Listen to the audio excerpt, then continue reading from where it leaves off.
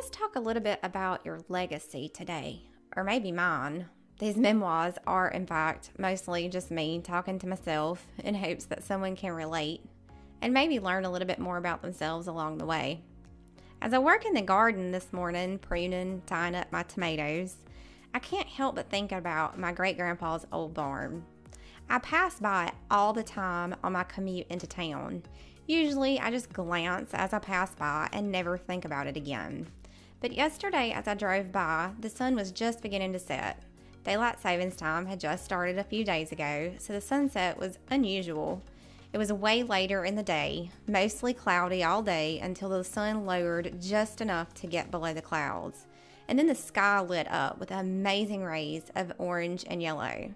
So as I passed, I had this urge to turn around and go back just to grab a few quick pictures, for the memories.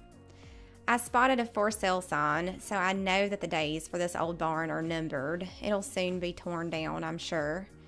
So as I walked up, I gazed at the old storm-tattered barn. I saw all the years that went into building and maintaining it. But soon, it will all be forgotten and lost. It's kind of sad to think about it. But why is it sad? This place shouldn't mean anything to me. I can barely even remember it as a kid, visiting my grandparents at Christmas. That was the only time that I ever really remember going to their house was for a holiday. I didn't know any of my second or third cousins or any of my extended family that were there. It was just the same group of us first cousins that kind of stuck together and played. I do remember once getting in trouble for all of us wandering off from the house and going out to the old barn, but the memories of that one day are so faded. We snuck out there and we were all plundering around just to see what we could find, but looking back after hearing countless stories of my great-grandpa bootlegging moonshine out of this old stock auction, now I know why we got in so much trouble plundering around. Just recently, I found out that my great-grandmother actually went to jail for bootlegging shine. My grandpa wasn't there, so she got arrested. Isn't that just the funniest thing ever? My great-grandma was a rebel. And for some reason, that feels so good to my soul. Maybe now I finally realize how things do tend to be in our blood.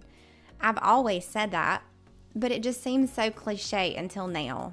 I can fully resonate with an ancestor who has always chose to go against the grain, because that's what I do. So this brings it full circle to my great-grandpa. He also was arrested and spent time in jail for bootlegging shine. He got caught by buying a crap ton of sugar from a local grocery store. But all the stories that I've heard my grandpa tell about him over the years, that's really the only memories that I have of him.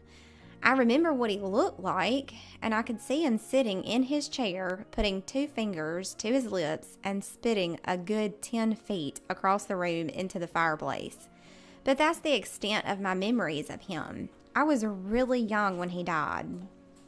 But he lived and built his legacy in a time when things were far less modernized than they are today.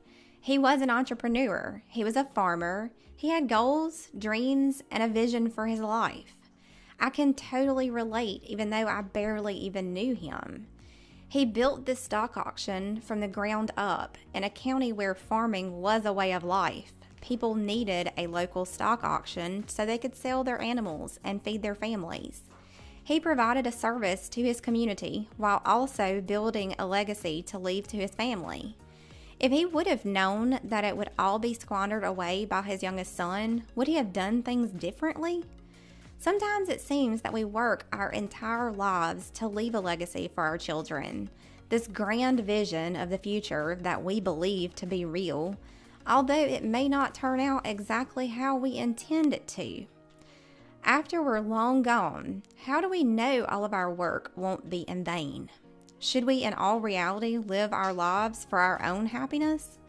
Is happiness dying knowing for certain that you've made enough of a difference in this world that you will never be forgotten? That your name will go down in the history books? Or is it to build a business that you can leave your children? What is the end goal? The real end goal?